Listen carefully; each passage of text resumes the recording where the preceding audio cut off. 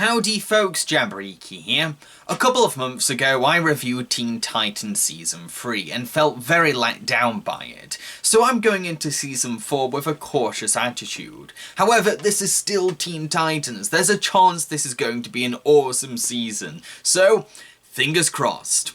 In this season of Teen Titans, we find out that Raven is a literal portal, and her evil demonic father Trigon wants to use her as a way to travel to Earth. What's even more alarming is that Slade is back from the dead and now has extremely powerful supernatural abilities. It turns out that Slade made a deal with Trigon, and he will be granted his mortal body if he can convince Raven to let Trigon enter Earth through her. Now, Season 3 of this show wasn't exactly bad, it did have some pretty awesome episodes. My problem was, it just didn't live up to the first two seasons. Thankfully, Season 4 is a huge improvement. While Season 3 was too mean-spirited and oversaturated with dark episodes, Season 4 restores my faith in the show by going back to its roots and embracing the things that drew me into the series in the first place. There's more scenes dedicated to the Titans simply hanging out, the humour is stronger and more consistently hilarious, plus the season doesn't feel like it's relying on callbacks or rehashed ideas to create its identity. Season 4 also comes across as the most confident season too, as it's willing to deviate from the norm or branch away from the status quo. For example, the relationship between Starfire and Robin is finally addressed. It's no longer seen as a silly running gag, and it's brought to the forefront at long last. In the episode Stranded, the other Titans notice Starfire and Robin's closeness, and Cyborg jokingly calls Starfire Robin's girlfriend. Robin freaks out about this and denies any kind of romantic intimacy between them, which flusters poor Starfire. Unfortunately, the Titans end up shipwrecked on a strange planet, where Starfire and Robin end up being alone together and are forced into discussing their feelings. It really is interesting and moving watching these two finally confronting the tension between them. I mean, it's adorable seeing the usually serious Robin getting embarrassed, and we learned that Starfire isn't all that naive about Earth's romance culture. It was so satisfying to watch this aspect of the show being explored after the writers teased us about it for so many episodes. This season also lets the mysterious Raven finally have her own time to shine. Giving the most reclusive and private character in the show an entire arc was bound to be a rewarding experience right from the get-go. Sure, we had already discovered little details about Raven here and there in previous seasons, but this season goes one big step further by exploring her relationship with her demonic origins, and it's awesome. Raven spends the season living in fear, knowing that she serves as a portal to quite possibly the most powerful villain that the Titans will ever face. The show doesn't shy away from the weight of Raven's situation, and we really do feel afraid for her. However, it's her friend support that gives her the strength to finally gain the courage to defeat Trigon. But this isn't a sudden character development. No, as Robin actually points out how Raven has always been a brave and hopeful individual deep down. After everything that happened, everything I did, how did you still manage to hope it could all work out? Because of you. You don't realize it, Raven, but you're actually the most hopeful person I've ever met.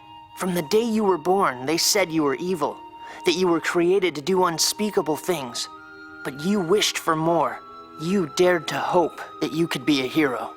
It's this line from Robin that made me better appreciate Raven as a character. The dark fantasy themes of Raven's arc also adds a gothic horror flair to the season, which helps to give it a unique identity.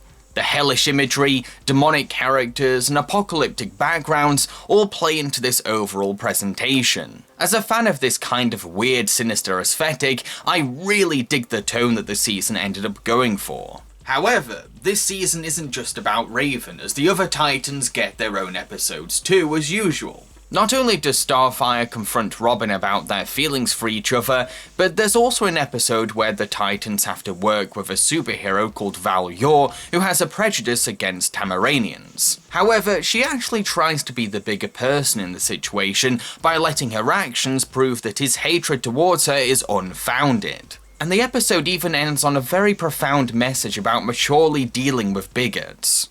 There will always be people who say mean words because you are different, and sometimes their minds cannot be changed. But there are many more people who do not judge others based on how they look or where they are from. Those are the people whose words truly matter. As for Beast Boy, his episode centers on him wanting a moped and having to work at a steak joint to save up money, despite being a vegetarian, only to realize that the burgers are actually part of a diabolical plan conceived by an evil tofu alien. I love this episode for two reasons. One, as a vegetarian myself, I totally related to Beast Boy's struggle of finding work while retaining his beliefs. It's something I've thought about a lot while job hunting. The episode really spoke to me because of this. Two, the episode does a great satire on how fast food restaurants have shady reputations and frequently receive criticism for being secretive about their products' ingredients. Robin's episode, The Quest, opens on him failing a fight against a criminal called Kotaro, which inspires him to go on a journey to find a master martial artist. Along the way, he battles against different animal fighters that block his path, while an old lady serves as his guide. Meanwhile, it turns out that Kotaro has been walking behind Robin, reaping the benefits of Robin's defeats. The episode ends on Robin proving to Kotaro that he's the more skilled fighter because he took on these animals himself and learned many skills along the way. Poignantly too, we discover that the old lady was the master all along. It's an episode that demonstrates the value of appreciating your lessons and taking pride in what knowledge you've gained. Many people have a habit of downplaying the point of tasks, when really, these obstacles can play a part in your path to success. I also love that an elderly lady is the real master. It's a great twist that teaches us not to underestimate people based on appearance. Cyborg gets 2 episodes of his own this season. One is called Cyborg the Barbarian. It has Cyborg being sent 5,000 years back in time, where he helps a community of barbarians to fight invading monsters. I really enjoyed this episode because it takes the formula of sending a modern character to the past and breaks its cliches effectively.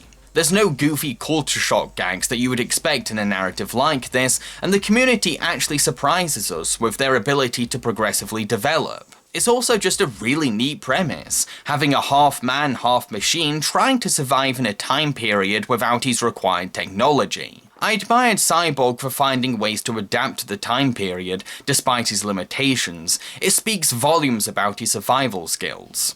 And seeing him get his own romance with the tribe leader is very moving, as we rarely get to see a more intimate side of Cyborg. Plus, knowing that they can't be together despite their chemistry is kind of sad. I love this episode so much that I kind of wish it was its own spin-off series. It's that good! The other Cyborg episode is called Overdrive. It has Cyborg buying a fancy new chip for his hard drive to help him accomplish more things under a day, only to cause an overdrive in his system. As a workaholic, I really connected with Cyborg in this episode and totally resonated with its lesson about slowing down. Yes, it's great to get lots of things done under a short time, but at what cost? It's always important to find that line and consider your health. This is one of the things that I really love about Teen Titans. It'll give each Titan their own season to spotlight in, but the other Titans still have their own stories too.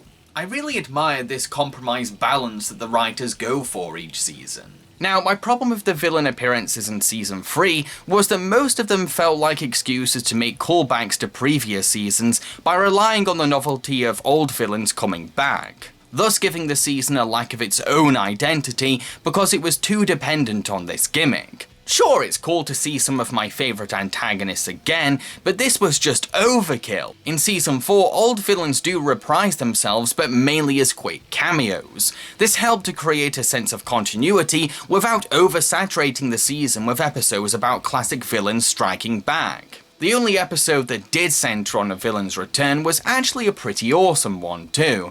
It had Control Freak taking over television, leading to some imaginative channel hopping and a chance for Beast Boy to feel empowered as a TV and movie geek by having the advantage of knowing these worlds inside out. Season 4 mainly had brand new guest villains though, and I loved this. It took us back to the show's roots and made me excited about what kind of dastardly criminal will be next for the Titans. I think my favourite new villain of the season was Mother May-I, a Hansel and Gretel inspired witch who uses magic pie to trick the Titans into thinking that she's their mother, but really she's planning to cook and eat them. She's so whimsically entertaining, but when we see her in a real identity, she does look quite terrifying. I loved how she turned the tea towel into gingerbread, babied these mighty heroes to humiliating levels, and tried to play the good guy despite her intentions.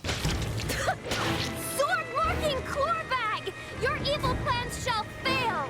What evil plan, sweetie? Everything Mother does, she does out of love.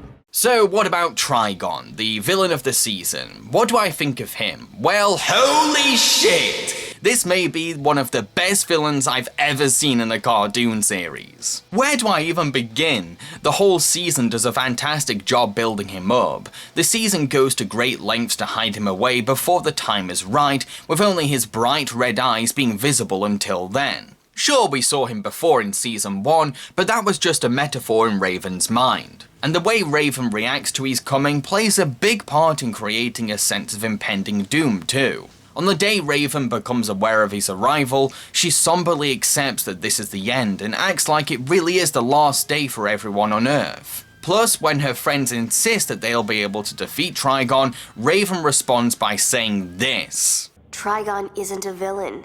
He is the incarnation of evil, the source of all darkness, Okay, bad dude, we get it. No, you don't. You don't know Trigon. This is how you get an audience amped up for a villain. Damn! Then there's the fact that Slade, the Titans' greatest enemy, their most cunning and badass foe, is Trigon's fucking lackey! Seeing Slade be the pawn in someone else's game and hearing him call another villain master is enough to illustrate how powerful and menacing Trigon is. If all that's not enough to sell you on this season's bad guy, then get this. When Trigon finally emerges into our world, Earth is engulfed in apocalyptic flames, and Trigon just leans against the tea tower like a throne, as the Titans fail to even make him flinch, and he completely overshadows our heroes like they're rants. Slade has an arc in this season as well, and it's a great twist on the villain's return formula, because Slade has now been gifted with increased advantages, but also downgraded to the position of minion. So he's got superpowers now, but he works for a greater force, thus giving some refreshing changes to his dynamic as a bad guy in the show. Once Slade discovers that Trigon has betrayed him by admitting that he had no intention of giving Slade his flesh and blood back, things get really interesting as Slade now has to work alongside the Titans to take down Trigon. This leads to some really fascinating interactions between Robin and Slade when they are alone together, resulting in scenes that are oozing with awkward tension. So why did you do it? For money? Status? Those dark powers? Not everything is so cut and dry, Robin. Selling out our world for your own personal gain seems pretty cut and dry to me. With or without me, there was no stopping this. But you played a part, and just like everything else you've ever done, it's made people suffer. It's what I do best. And I actually found myself kind of rooting for Slade to get his mortal body back, because despite being a villain, I do feel sorry for how Trigon screwed him over. And I kind of admire him for being this ambitious about getting his body back. When an antagonist has enough dimension to make you both hate and sympathize with him, you know that the writers have done a great job. You cannot hope to defeat pure evil. Actually, I'm not such a nice guy myself.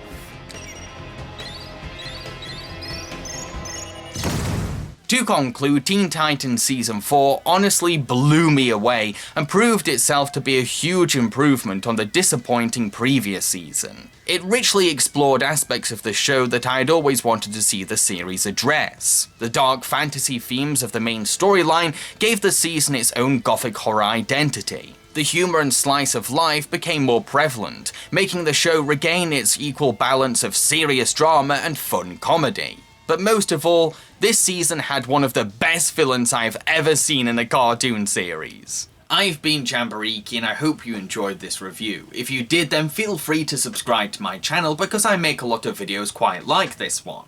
Also, please consider supporting me by making a monthly pledge to my Patreon in return for awesome rewards. A big thank you to anyone that can. Next month on my channel, I'm going to be reviewing Season 5 of Teen Titans and the show's spin-off movie, Trouble in Tokyo. Cheerio, folks.